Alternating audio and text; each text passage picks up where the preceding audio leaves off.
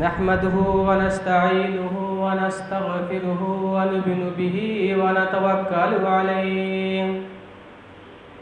ونعوذ بالله من شرور أنفسنا ومن سيئات أعمالنا ومن يهده الله فلا مضل له ومن يضلل فلا هادي له وأشهد أن لا إله إلا الله وحده لا شريك له وأشهد أن محمدا عبده ورسوله يا أيها الذين آمنوا اتقوا الله حق تقاته ولا تموتن إلا وأنتم مسلمون يا أيها الناس اتقوا ربكم الذي خلقكم من نفس واحدة وخلق منها زوجها وبث منهما رجالا كثيرا ونساء واتقوا الله الذي تساءلون به والأرحام إن الله كان عليكم رقيبا يا أيها الذين آمنوا اتقوا الله قولوا قولا سديدا يصلح لكم أعمالكم ويغفر لكم ذنوبكم ومن يطع الله ورسوله فقد فاز فوزا عظيما أما بعد فإن خير الحديث كتاب الله وخير الهدي هدي محمد صلى الله عليه وسلم وشر الأمور محدثاتها وكل محدثة بدعة وكل بدعة ضلالة وكل ضلالة في النار فأعوذ بالله السميع العليم من الشيطان الرجيم بسم الله الرحمن الرحيم فويل للمصلين الذين هم عن صلاتهم ساهون الذين هم يراءون ويمنعون الماعون وقال النبي صلى الله عليه وسلم من صلى يرائي فقد أشرك ومن صام يرائي فقد أشرك ومن تصدق يرائي فقد أشرك رب اشرح لي صدري ويسر لي أمري واحلل عقدة من لساني يفقهوا قولي اللهم ربي زدني علما اللهم ربي زدني علما. ہر قسم کی تعریفات توصیفات کبریائی بڑائی اس مالک ارض و سما کے لیے لائق و سزاوار ہے جو احکم الحاکمین، جو رب العالمین، جو سارے جہان کا چلانے والا نگہبان و محافظ ہے. اللہ تبارک و تعالی کا ہمارے اوپر بہت بڑا رحم و کرم و احسان ہے کہ اللہ تعالیٰ نے ہماری عزت کی خاطر، ہماری وقار کی خاطر اللہ تعالیٰ نے ہمیں اشرف المخلوقات بنایا، تمام مخلوقاتوں کو ہمارے تابع بنایا. ہمارے اوپر یہ بھی ہے کہ ہم اللہ کا شکر و احسان ماننے کے ساتھ ساتھ ہم اس کی تعریف میں چاہے جتنا کچھ کر لے جائے پھر بھی اللہ تبارک و تعالیٰ کی شان میں، ان کے رتبہ میں ذرہ برابر بھی بڑھوتری نہیں ہو سکتا. چاہے دنیا کے تمام مخلوقات اللہ کی نافرمانی کے اوپر اتر جائیں پھر بھی اللہ تبارک و تعالیٰ کے شان میں، اس کی مرتبہ میں ذرہ برابر بھی کمی نہیں آ سکتی. تو پتہ یہ چلا کہ اللہ تبارک و تعالیٰ نے ہمارا جو وقار، جو ہمارا جو ایک رتبہ بنایا ہے، ہم اس کی قدر کریں، ہم اس کی عظمت کو پہچانیں کہ اللہ تبارک و تعالیٰ نے ہمیں اشرف المخلوقات بنایا. عزیزو تو سامعین کرام، جب جب اللہ تبارک و تعالیٰ نے انسانوں کے لیے جس چیز کی ضرورت سمجھی اس کو کما حقہ اللہ تبارک و تعالیٰ ہر مراحل میں اس کو پورا فرمایا، نعمتوں کے ذریعے، رہبروں کے ذریعے، رہنماؤں کے ذریعے، یا دنیا کے اندر جو بھی انسانی فطرتی کے لحاظ سے جس چیز کی ضرورت پڑی، اللہ تبارک و تعالیٰ ان تمام نعمتوں سے انسان کو نوازا اور سرفراز کیا۔ اس کے پیچھے وجہ یہ ہے کہ صرف انسان میری خوشنودی حاصل کرنے کے لیے، یعنی اللہ تعالیٰ نے کہا کہ صرف میری رضا کی خاطر، میری رضامندی کی خاطر اپنی زندگی کو میرے حساب سے چلے، میں نے جو بھی نعمتیں نوازی ہیں ان تمام نعمتوں سے وہ بھرپور فائدہ اٹھائے، لیکن اس کے پیچھے جو اللہ تعالیٰ نے جو شرط رکھی ہے وہ یہ کہ اپنی زندگی کو صرف میرے تابع کر دے۔ پتہ یہ چلا کہ ہماری زندگی ایک گروی ہے اللہ کی خاطر۔ ہاں، اگر ہم ان چیزوں کو سمجھتے ہیں اور اپنی زندگی کے اصل مقاصد کو، اصل ہدف کو پہچانتے ہیں تو ہم حقیقت معنوں میں اس روئے زمین کے اندر بھی اپنے آپ کو سنوارنے، بنانے اور پہچاننے کا ایک اصل چیز ہم جانتے ہیں۔ اگر اس چیز کو ہم بھول بیٹھے ہیں تو یقین جانیں آپ سے بڑا احمق اور آپ سے بڑا نقصان اٹھانے والا کوئی دوسرا نہیں۔ حاضرین کرام، بعدہ حمد و ثنا کے بعد اللہ تبارک و تعالیٰ کا ہمارے اوپر یہ بھی بہت بڑا رحم و کرم ہے کہ ہمیں شریعت اسلامیہ کے ساتھ ساتھ ہمیں ایک ایسے خاندان، ایک ایسا قبیلہ نوازا جو ایک مسلم معاشرہ، مسلم سوسائٹی کہلاتا ہے۔ ان میں سے جو بھی ہم سارے اعمال کر رہے ہوں، چاہے اگر ہم کسی سے خندہ پیشانی سے پیش آ رہے ہوں، یا سلام و کلام کر رہے ہوں، یا جو آپسی جو حقوق ہیں ان تمام حقوقوں کو اگر ہم ادا کر رہے ہیں، یا اسی طریقے سے جو بھی احکام و فرامین جو شریعت اسلامیہ نے ہمارے اوپر نافذ کیا ہے، اگر ان تمام چیزوں کو، اگر ان تمام خوبیوں کو اگر اپنا رہے ہیں، لیکن ان میں سے اگر ایک چیز نہ ہے، اگر اس چیز کا اہتمام نہیں کرتے ہیں، نیت ہماری درست نہ ہے، اخلاص کے ساتھ ہم کسی سے ہم لین دین، یا اسی طریقے سے اگر اس کو ہم کیا کہتے ہیں کہ جو بھی ہم لوازمات جو آپسی معاملات کے اندر ہیں، ان تمام خوبیوں کے اندر، عبادات کے اندر، معاملات کے اندر، معاشی زندگی کے اندر جو بھی ساری چیزیں ہیں اس کے اندر اگر اخلاق نہیں ہے، اخلاص کے ساتھ ہمارا اچھی نیت نہیں ہے، رضامندی کی خاطر اگر ہم نہیں کرتے ہیں، تو یقین جانیں آپ اس دنیا کے اندر آپ نے صرف دنیا کمایا، آپ نے اخروی زندگی کے بارے میں ذرہ برابر بھی نہیں سوچا۔ اللہ تبارک و تعالیٰ نے کہا کہ فویل للمصلین، اللہ تبارک و تعالیٰ اس آیت کے اندر ان نمازیوں کو پھٹکار لگا رہا ہے، ان نمازیوں کے بارے میں کہہ رہا ہے کہ جو اپنی نمازوں کو ہمیشگی نہیں پڑھتے۔ فویل للمصلین، اس نمازی کے لیے ویل ہے، ویل نامی جگہ کا وہ ٹھکانہ اپنے آپ کو بنا لیا، الذین هم فی صلاتہم ساہون، جو اپنی نمازوں کی حفاظت نہیں کرتے، نماز کو ہمیشگی نہیں پڑھتے۔ جب من چاہا، جس وقت چاہا پڑھ لیا، چاہے راہ سے چلتے ہوئے مسجد اگر انسان کو ملا تو وہاں 2 رکعت نماز پڑھا، پھر آگے چلتا بنا۔ یہ اسی طریقے سے الذین هم یراؤن، لوگوں کو دکھانے کے لیے، لوگوں کے کیا کہتے ہیں کہ لوگوں کے اندر اپنا مقام، رتبہ بڑھانے کے لیے اپنے آپ کو یہ کہتا ہے کہ میں یہ کہلاؤں کہ میں ایک نمازی ہوں،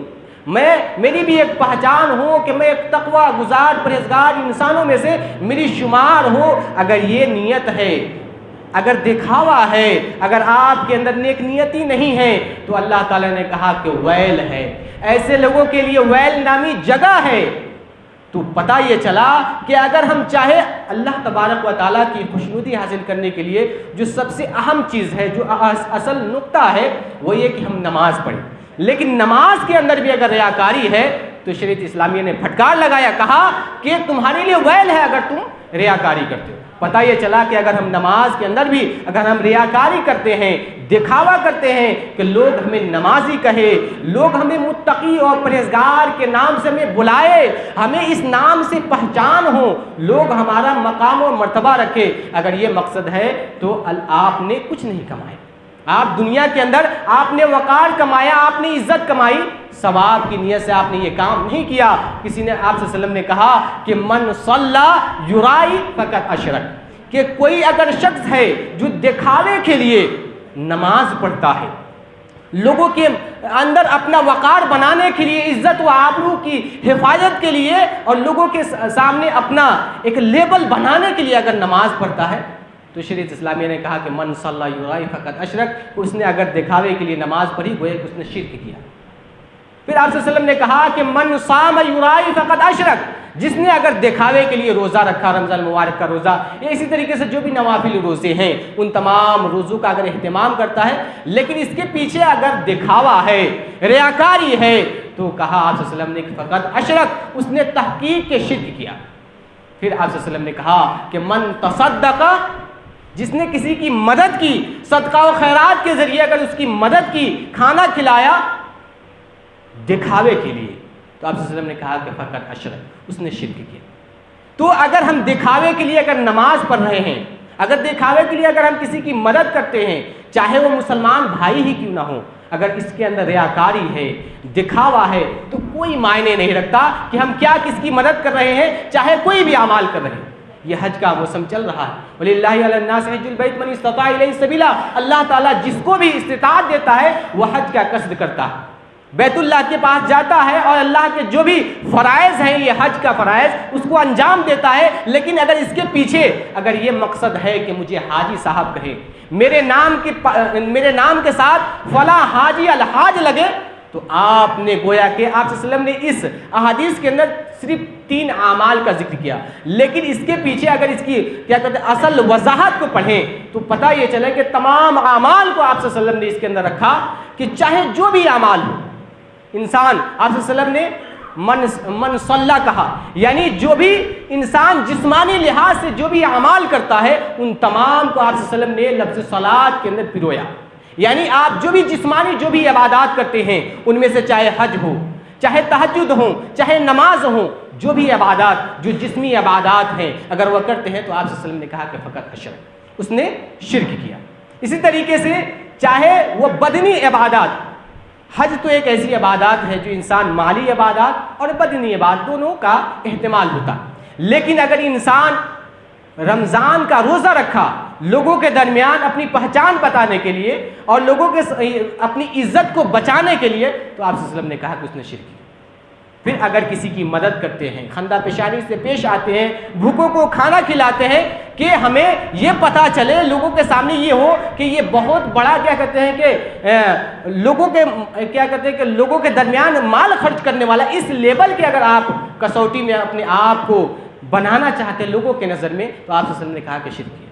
پتہ یہ چلا کہ شرک سے آپ صلی اللہ علیہ وسلم نے تشبیہ دی، گویا کہ ریاکاری کو شرک سمجھا گیا شریعت اسلامی۔ اب ایک بات یہ ہے کہ انسان شرک کی تعریف اگر سمجھے تو پتہ چلے کہ واقعتاً یہ کیا شرک کی،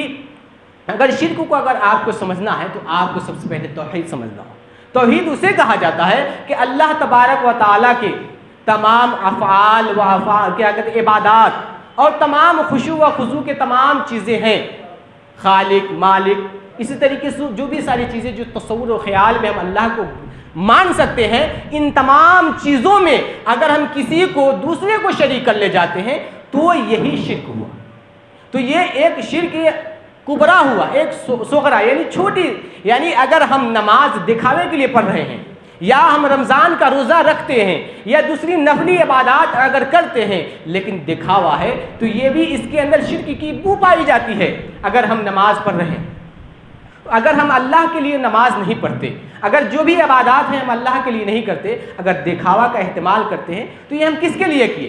دکھانے کے لیے۔ گویا کہ اس کے اندر یہ پتہ چلا کہ اگر ہم کسی کو اس کے اندر احتمال بنا رہے ہیں، شریک و ساجی کے جو بھی ہے اس کے اندر بو اور مہک آ رہی ہے، جس کی وجہ سے آپ صلی اللہ علیہ وسلم نے کہا کہ یہ شرک ہے۔ پتہ یہ چلا کہ ہم جو بھی اعمال کریں اس کے اندر دکھاوا نہ ہو، نیک نیتی ہو، اگر نیک نیتی نہیں تو ہمارے سارے اعمال برباد ہوں گے۔ کسی نے کہا کہ لا ينفع قول الا بعمل، کہ کوئی بھی بات اگر ہم کسی سے واضح نصیحت کی بات کر رہے ہوں کہ بھائی تم شراب نہ پیو، بھائی تم سود کھوری نہ کھاؤ، یا حرام طریقے سے جو بھی مال اکٹھا کرنے والی جو بھی شکلیں ہیں ان تمام شکلوں کو نہ اپناؤ، لیکن وہ ساری چیزیں اگر اپنی زندگی کے اندر خود ملوث ہے اس کے اندر، تو اس کی زبان میں و تاثیر یا اس کی بات کو کوئی سننے کے لیے تیار نہیں ہوگا۔ اسی لیے ایک قاعدہ ہے کہ لا ينفع قول الا بعمل، کہ اس شخص کا قول نفع بخش نہیں ہے سوائے اعمال کے۔ یعنی اگر ہم اعمال کر رہے ہیں، اگر ہم خود نمازی ہیں، دوسرے کو کہیں گے کہ بھائی تم نماز پڑھو، تو آپ کی کیا کہتے ہیں کہ وعظ کے اندر اور آپ کے الفاظ کے اندر اللہ تعالیٰ وہ تاثیر ادا کرے گا کہ آپ کی بات کوئی سن سکتا ہے۔ لیکن دوسری چیز یہ ہے کہ ولا ينفع قول ولا عمل الا بنیہ، اگر ہمارے قول بھی فائدہ مند ہے، ہمارے اعمال بھی فائدہ مند ہے، لیکن اس کے ساتھ ساتھ اگر اس کے اندر نیت نہیں ہے، نیک نیتی کا اگر ہم اہتمام نہیں کرتے، تو ہمارے لیے وہ اعمال وہ قول فائدہ بخش نہیں ہے۔ تو ہماری نیت کا بھی ہونا اس اعمال کے لیے جو ہم اعمال کر رہے ہیں بہت ضروری ہے۔ پھر اس کے بعد ایک اور چیز ہے کہ ولا ينفع قول ولا عمل ولا نیت الا بما وافق سنہ، کہ اگر ہم اعمال کوئی بھی اعمال کر رہے ہوں، یہ اس کے اندر نیت بھی درست ہے، یا ہم وہ جو عمل کر رہے ہیں وہ یا کسی کو وہ قول سے ہم کسی کو واعظ و نصیحت کر رہے ہیں، تمام شکلیں بھی صحیح ہے، لیکن اگر اس کے اندر سنت کے موافق اگر وہ اعمال نہیں ہے تو ہمارے وہ اعمال بھی قبول نہیں ہوں۔ پتہ یہ چلا کہ اگر ہم کوئی بھی اعمال کر رہے ہوں، اس کی قبولیت کے لیے پہلی جو شرط یہ رکھی کہ ہمارے اندر کیا کہتے ہیں کہ نیت بھی درست ہو، وہ اعمال بھی درست ہو، اور جو اعمال کر رہے ہوں وہ شریعت اسلامیہ کے بالکل عین موافق ہو، اسی کے مطابق ہو۔ پتہ یہ چلا کہ اگر ہم کوئی بھی اعمال کر رہے ہوں اس کے اندر نیت کا بہت اچھا کردار ہوتا ہے۔ اسی لیے ہمیں چاہیے کہ کوئی بھی اعمال کر رہے ہوں اس کے اندر ہم اچھی نیت تو رکھ لیں، چاہے کہا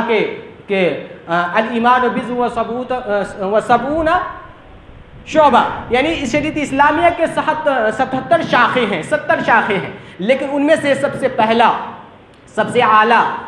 لا الہ الا اللہ کا پڑھنا ہے، اس کے تقاضوں کو پورا کرنا ہے، لیکن وہ ادناہا و اماطۃ الاذی عن طریقۃ الصدقہ، اگر ہم اس کے اندر ادنا طبقے کو اگر جائیں گے، ایمان کے شاخوں میں سے وہ یہ ہے کہ چلتے پھرتے راستوں سے جو بھی کانٹا چبھنے والی یا جو بھی انسان کو تکلیف دینے والی جو پاؤں کو یا انسانوں کو اگر وہ چیز ہم ہٹا دیتے ہیں نیک نیتی کی خاطر، تو اللہ تبارک و تعالیٰ آپ کی اس عمل کو بھی اللہ تبارک و تعالیٰ رائے گا، نہ جانے دے گا۔ اگر ہم کوئی بھی بڑے سے بڑے اعمال کر رہے ہوں، ہم نماز پڑھ رہے ہوں، متقی پرہیزگار ہوں، ایک مرتبہ نہیں 1000 مرتبہ اگر ہم بیت اللہ کا حج کر لیں، لیکن اگر اس کے اندر اچھی نیت نہیں ہے تو ہمارے وہ اعمال بیکار ہیں، برباد ہیں۔ آپ صلی اللہ علیہ وسلم نے کہا، ابو ہریرہ رضی اللہ تعالیٰ عنہ راوی ہیں اس حدیث کے روایت کرتے ہوئے کہتے ہیں کہ نبی کریم صلی اللہ علیہ وسلم کو فرماتے ہوئے سنا کہ اللہ تبارک و تعالیٰ جب اپنا وہاں مجمع لگائے گا، کل قیامت کے دن لوگوں کو اکٹھا کرے گا، تو ہر شخص کے بارے میں جب پوچھ گچھ کا جب سلسلہ کا جب آغاز ہوگا، تو ان میں سے پہلا شخص جو شہید ہوگا اس کو لایا جائے اور کہا جائے گا کہ میں نے تمہیں بہت ساری نعمتوں سے نوازا، ان تمام نعمتوں کے بارے میں اس سے کہا جائے گا کہ میں نے یہ دی وہ دی فلاں، ان تمام نعمتوں کے بارے میں اللہ تبارک و تعالیٰ اسے کہے گا۔ وہ شہید شخص تمام نعمتوں کا اقرار کرے گا کہ واقعتاً اے اللہ تبارک و تعالیٰ تو نے ہمیں تمام نعمتوں سے نوازا اور میں اسے فائدہ اٹھایا۔ تو آپ صلی اللہ علیہ وسلم تو اللہ تبارک و تعالیٰ کہے گا کہ جب میں نے تمام چیزوں سے میں نے تمہیں تمام نعمتوں سے نوازا تو نے میرے لیے کیا کیا؟ تو وہ شخص کہے گا کہ اے بار الہ، میں نے تمام نعمتوں سے جو تو نے مجھے نوازا اور تیری کیا کہتے ہیں کہ میں تیری رضا مندی کی خاطر، میں نے اسلام کی بقا کی خاطر میں نے اپنے جان کی بھی بازی لگائی اور میں نے اپنے سر کو بھی قلم کروا لیا، یعنی میں شہید ہو گیا۔ اللہ تبارک و تعالیٰ کہے گا کذبت ولکن قاتلت لئن لا یقال جری، کہ انسان کو وہ جواب اللہ تبارک و تعالیٰ دے گا کہ تم نے جھوٹ کہا،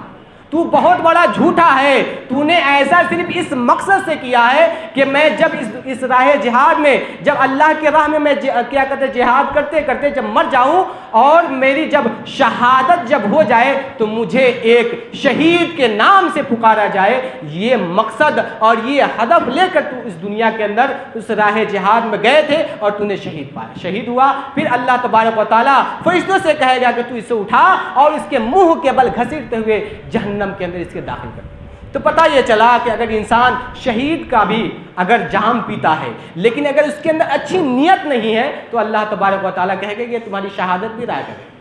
تمہیں کچھ فائدہ حاصل نہ ہوا۔ پھر اللہ تبارک و تعالیٰ دوسرے شخص کو بلائے گا، جو ایک عالم ہوگا، جنہوں نے شریعت اسلامیہ کی تعلیم حاصل کی ہوگی، اور اس کے بعد تعلیم حاصل کرنے کے بعد اس کے علم سے لوگ فائدہ اٹھائے ہوں گے، پھر اللہ تبارک و تعالیٰ اسے بلائے گا اور کہے گا کہ میں نے تمہیں تمام نعمتوں سے نوازا، تمام جو بھی لوازمات جو زندگی کے تھی، تمام چیزوں کو میں نے تمہیں دیا، تو نے میرے لیے کیا کیا؟ وہ شخص کہے گا کہ اے بار الہ تعلمت العلم، میں نے علم کو حاصل کیا، وقرأت القرآن فیہ، اور میں نے قرآن مجید کی علم حاصل کی اور اس کو قرات کیا اور لوگوں کو بتایا۔ اللہ تبارک و تعالیٰ کہے گا کذبت ولکن قرأت کذبت ولکن قرأت العلم، یعنی کہ تو نے جو علم حاصل کی، جو بھی تو نے علم حاصل کی، صرف اس لیے حاصل کی کہ تاکہ لوگ لیقال عالم، تمہیں عالم کے درجوں کے اندر گردانا جائے، تمہیں لوگ عالم کہے، وقرأت القرآن لیقال قاری، اور تو نے قرآن کی تلاوت صرف اس لیے کی کہ لوگ تمہیں قاری کہیں۔ پھر اللہ تبارک و تعالیٰ کہے گا کہ اس سے اٹھا اور اس کے منہ کے بل گھسیٹتے ہوئے جہنم کے اندر داخل کر۔ پتہ یہ چلا کہ اگر ہم اس دنیا کے اندر علم بھی حاصل کرتے ہیں، خصوصی طور پہ علم دین بھی اگر حاصل کرتے ہیں، لیکن اگر اس کے اندر نیک نیت ہی نہیں ہے، تو اللہ تبارک و تعالیٰ ہمارے اس علم کے حاصل کرنے کو بھی رائے گا کر دے گا، برباد ہو جائے گا، ہمارے کوئی فائدہ بخش نہ ہو۔ اس طریقے سے تیسرا شخص جو اس کے سامنے اللہ تبارک و تعالیٰ کے سامنے لایا جائے گا اور کہے گا کہ میں نے جو بھی نعمتیں دی ہے، تمام نعمتوں کے بارے میں وہ اقرار کرے گا کہ ہاں اللہ تبارک و تعالیٰ تمام نعمتوں کو جو تو نے دیا میں نے اس سے فائدہ اٹھایا۔ اللہ تعالیٰ کہے گا کہ تو نے جب میری نعمتوں سے جب فائدہ اٹھایا تو نے میرے لیے کیا کیا؟ تو وہ کہے گا کہ میں نے تیری راہ میں لوگوں کی جو بھی ضروریات تھیں ان تمام ضروریاتوں کو پورا کیا، جو تو نے مجھے دیا تھا، اسے جو سراہا تھا، ان تمام مالوں کو میں نے راہ خدا میں نے اس کو صرف کیا، صدقہ کے ذریعے، لوگوں کے کیا کہتے ہیں کہ ضروریاتوں کے ذریعے۔ اللہ تبارک و تعالیٰ کہے گا کذبت ولکن فعلت لیقال جواد، کہ تو جھوٹ بولتا ہے، تو بہت بڑا جھوٹا ہے، تو نے صرف اس مقصد سے لوگوں کی مدد کی یا صدقات و خیرات کا اہتمام کیا، صرف اس مقصد سے کہ لوگ تمہیں کیا کہتے ہیں سخی کہے، تمہیں فیاض کہے، صرف یہی مقصد تھا۔ تو اللہ تبارک و تعالیٰ ہماری نیتوں کو دیکھتا ہے کہ ہم کون سے اعمال کس نیت سے کر رہے ہیں، کس جذبات و خیالات سے کر رہے ہیں۔ اگر ہماری نیت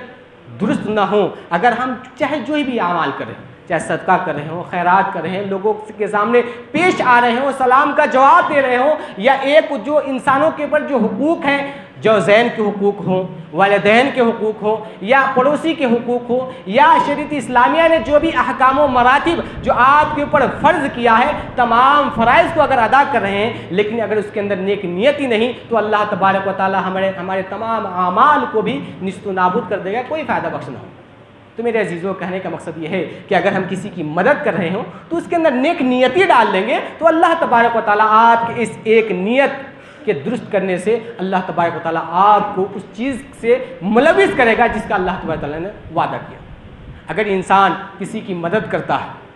اور مدد کرنے کے بعد جب اس کی نیک نیتی نہیں ہوتی ہے، تو اس کا ایک سائیڈ ایفیکٹ کیا ہوتا ہے میں آپ کو بتاؤں کہ اگر ہم کسی کی مدد کریں اور مدد کرنے کے بعد اگر اس کے اندر نیک نیتی نہ ہو تو کیا خرابیاں آتی ہیں، کیا نقصانات کا ہمیں سامنا کرنا پڑتا ہے۔ دیکھیں اللہ تبارک تعالیٰ، اللہ کے نبی صلی اللہ علیہ وسلم نے کہا کہ ثلاثۃ لا ينظر اللہ الیہم یوم القیامہ، اللہ تبارک و تعالیٰ 3 قسم کے ایسے شخص ہوں گے جس کی طرف نظر رحمت اٹھانا گوارا نہ کرے گا۔ ان میں سے پہلا شخص العاق لوالدیہ، ان میں سے پہلا شخص وہ ہوگا جو اپنے والدین کا نافرمان۔ یہ تو بات ہمیں سمجھ میں آئی۔ دوسرا وہ شخص مدمن الخمر، یعنی ایسا شخص جو پوری زندگی جب اسے ہوش سنبھالی اور جب اس اپنی زندگی کو ختم کر رہا ہو، اپنی پوری زندگی تک اپنے آپ کو شرابوں کے اندر، نشہ کے اندر مست رکھا، ایسے شخص کی طرف اللہ تبارک تعالیٰ اپنی نظر رحمت کو نہیں کرے گا۔ تیسرا ایسا شخص المنان آتاہ، احسان کسی کے اوپر کرے اور احسان کرنے کے بعد اس کو جتلا دے، یعنی میں کسی کی مدد کروں اور مدد کرنے کے بعد اس روئے زمین کے اندر ہی میں کہہ دوں کہ میں نے تمہاری مدد کی تھی، کیا میرے احسان کا تمہیں یاد نہیں؟ تو اللہ تبارک و تعالیٰ ایسے 3 اشخاص کی طرف نظر رحمت بھی گوارا نہ کرے گا۔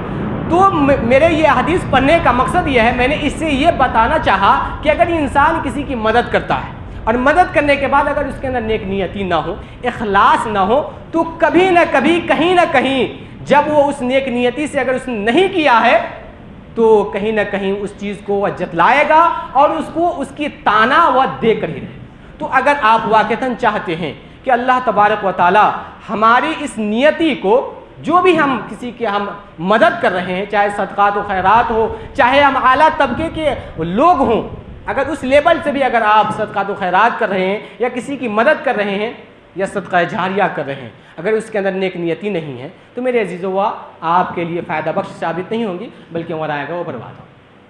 پتہ یہ چلا کہ ہم جو بھی ہم اعمال کر رہے ہوں اس کے اندر اخلاص کا ہونا بہت ضروری ہے۔ اگر اس کے اندر اخلاص نہیں، نیک نیتی نہیں، تو ہمارے اعمال بھی برباد ہو جائیں گے اور جو بھی ہم ساری چیزیں کرتے ہیں وہ ہمارے کوئی فائدہ بخش نہیں ہے۔ اسی طریقے سے اگر انسان نیک نیتی رکھتا ہے کسی بھی اعمال میں، اگر اس چیز کو اگر کہیں ضرورت پڑے، اگر دعا اور استغفار کی ضرورت پڑے، اگر ہم نیک نیتی کیے ہوتے ہیں کوئی بھی اعمال میں، تو ہم اس کو وسیلہ بنا سکتے ہیں۔ اس کو ہاتھ جب اٹھائے ہو تو اللہ کے سامنے اس چیز کو ہم رکھ سکتے ہیں کہ اے بار الہ، میں نے نیک نیتی کی خاطر،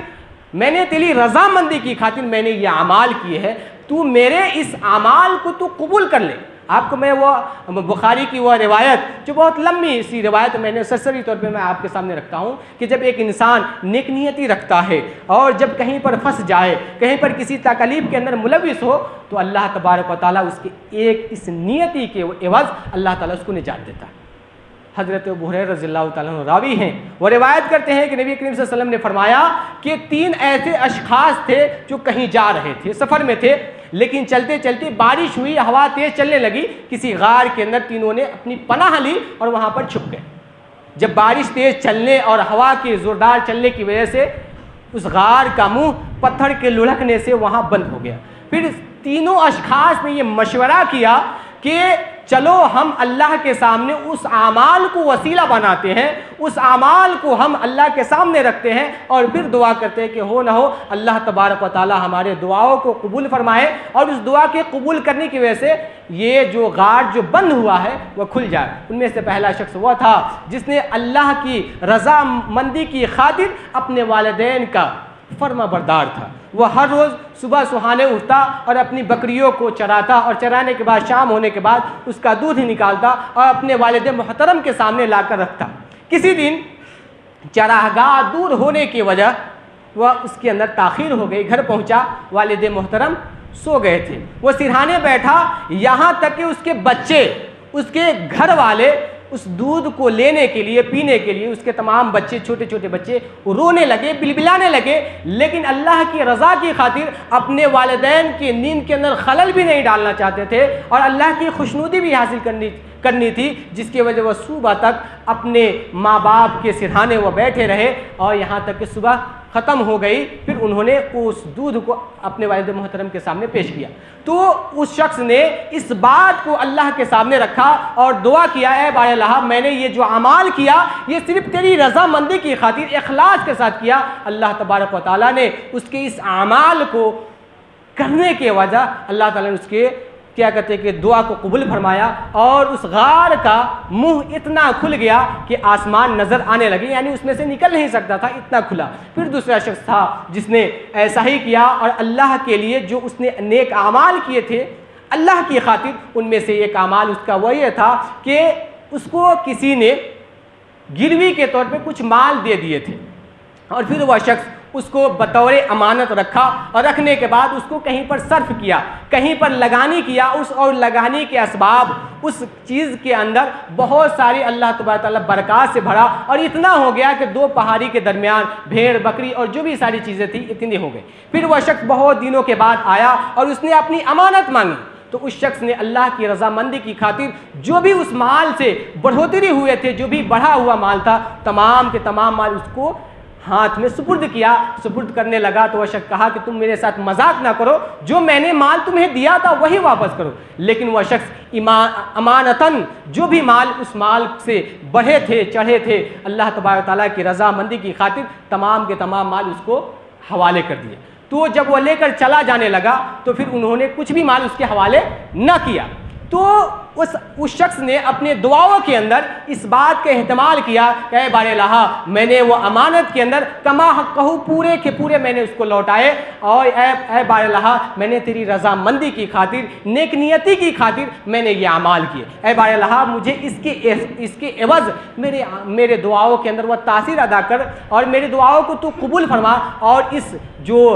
غار جو ڈھکا ہوا ہے اس کے اندر کچھ اور کھول دے۔ پھر اللہ تبارک تعالیٰ اس کے دعاؤں کو قبول کیا، پھر اس کے اندر کچھ اور کھلا۔ پھر تیسرا شخص تھا جس نے اپنے چچیرے ذات بھائی کیا کہتے ہیں کہ لڑکی سے اسے محبت ہو گئی تھی، اور جسمانی خواہشات اتنا بڑھ چکا تھا کہ اس سے اپنی خواہشات بجھانا چاہتا تھا، لیکن جب اسے کچھ پیسے کی ضرورت پڑی چچیری بھائی کو کیا کہتے بہن کو، تو اس نے اس چیز کا اہتمام کیا کہ ہو نہ ہو میں جس چیز کا پلاننگ برسوں سے کرتا آ رہا ہوں کاش یہ پورا ہو جائے۔ اس نے وہ کچھ پیسے بھی دیے اور اس چیز کا احتمال رکھا کہ میں تم سے جسمانی خواہش کا میں طلبگار ہوں۔ جب وہ پیسہ لینے کے بعد جب اس کے سامنے آئی، جب اکیلے تنہا جب دونوں ہوئے، تو اس لڑکی نے جو اللہ والی تھی، متقی اور پرہیزگار والی تھی، اس نے کہا کہ اے انسان اللہ سے ڈر، جس کے ڈرنے کے بارے میں کہا گیا ہے۔ اس شخص کے اندر اتنی ہیبت آئی اور اتنی ڈر اللہ کا پیدا ہوا کہ اس نے اپنے آپ اس برائی سے کنارہ کش اختیار کیا، اور اختیار کرنے کے بعد اس گناہ سے بچا۔ پھر اللہ تبارک و تعالیٰ کے سامنے یہ تمام الفاظ رکھے اور یہی وسیلہ بنایا تینوں لوگوں نے۔ پھر اللہ تبارک و تعالیٰ نے ان تینوں کے دعاؤں کو قبول فرمانے کے بعد اس سے نجات دلا۔ تو پتہ یہ چلا، یہ لمبی چوڑی جو بھی میں نے آپ کے سامنے رکھی ہے، اگر انسان واقعتاً اگر اللہ کی رضا کی خاطر، اگر اس کی خوشنودی حاصل کرنے کی خاطر جو بھی اعمال کر رہے ہوں، لیکن اس کے اندر ریاکاری نہیں ہو، اخلاص ہو، تو ہم اپنے دعاؤں کے اندر وہ تاثیر لا سکتے ہیں۔ ہمارے دعاؤں کے اندر بھی وہ ساری چیزیں آ سکتی ہیں جو سلف صالحین کے اندر ہوتا تھا۔ اگر ہم یہ ساری چیزیں نہ کریں، نیک نیتی کی خاطر نہ کریں، ریاکاری ہو، تو بھلا ہم سے بڑا احمق اور ہم سے بڑا خسارہ اٹھانے والا کون؟ آخر میں اللہ تبارک تعالیٰ سے دعا ہے کہ بار الہ ہم تمام لوگوں کے اندر وہ اخلاص نیت پیدا کر دے، اور جو بھی اعمال ہم کر رہے ہوں اللہ کی خوشنودی حاصل کرنے کے اسباب سے ہوں۔ اے بار الہ ہم تمام لوگوں کے اندر جو بھی کمیاں ہیں، کوتاہیاں ہیں، خرابیاں ہیں، اے بار الہ ان تمام خرابیوں کو، کوتاہیوں کو تو دور فرما، اور ہمیں صحیح دین کی صحیح سمجھ بود عطا فرما۔ اے بار الہ جو بھی لوگ اس سال خصوصی طور پہ حج کا سفر باندھ رہے ہیں، اے بار الہ ان تمام لوگوں کے سفر کے اندر آسانی فرما، اور جو لوگ ارادہ رکھے ہوئے ہیں، اے بار الہ ان تمام لوگوں کو بھی اس کے اندر پختگی مضبوطی عطا فرما، کہ تاکہ آئندہ سال بھی وہ اس فریضہ کو انجام دینے کے لیے تیار ہو سکے۔ اور خصوصی طور پہ جو لوگ اس کے اندر اہتمام نہیں کرتے ہیں، بار الہ ان تمام لوگوں کو بھی اس فریضہ انجام دینے کے بارے میں ان کے دلوں کے اندر کچھ تاثیر پیدا کر دے، اور ہم لوگوں کے اندر بھی وہی ساری چیزیں ہونی چاہیے جو ایک فریضہ انجام دینے والا شخص ہوتا ہے۔ وہ سارے وسائل بھی اپنانے کے ساتھ ساتھ ہم لوگوں کو بھی توفیق بخش کہ ہم بھی اس فریضہ کو انجام دے سکیں۔ اسی طریقے سے اے بار الہ یہ ملک نیپال یا عالم اسلام کے اندر جہاں بھی مسلمان مارے جا رہے ہوں، کاٹے جا رہے ہوں یا ستائے جا رہے ہوں، اے بار الہ غیب سے اس کی تو مدد فرما، اور جو بھی ہم مصیبت کے شکار ہیں، چاہے وہ کاروبار کے تحت یا جسمانی کمزوری کے تحت یا کسی مصیبت کے تحت، آج چاہے جس لحاظ سے آپ پریشان ہو، اے بار الہ ان تمام لوگوں کی پریشانیوں کو، مصیبتوں کو، بیماروں کو تو شفاء کاملہ عاجلہ عطا فرما، آمین یا رب العالمین۔ وتب علینا انک تواب رحیم، وسلام علی المرسلین والحمد للہ رب العالمین۔